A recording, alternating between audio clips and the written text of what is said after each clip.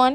So welcome to another new mini blog. আর এইটা ছিল একটা র্যান্ডম মিনি ব্লগ, মানে আমরা রাশের কদিন আগে একটু বেরিয়েছিলাম, তো সেদিনই কিছু শ্যুট করে রেখেছিলাম তোমাদের সাথে শেয়ার করার জন্য, বাট আনফর্চুনেটলি সেটা পসিবল হয়নি আমার কিছু পার্সোনাল রিজনে।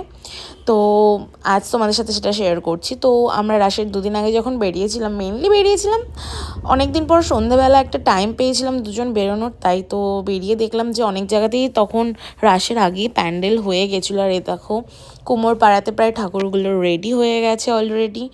আর আমরা গেছিলাম কিছু কিছু নাম করা ক্লাব যেখানে ভালো ভালো প্যান্ডেল হয়, সেগুলো কত দূর কী দেখার জন্য। তো এটা আমার খুব ভালো লেগেছিলো শান্তিপুরের সবকটা প্যান্ডেলের মধ্যে।